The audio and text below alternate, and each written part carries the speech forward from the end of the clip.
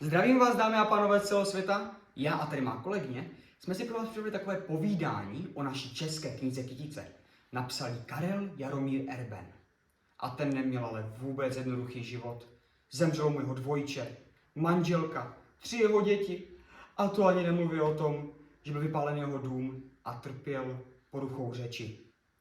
A řekla by si nám prosím něco o té knize?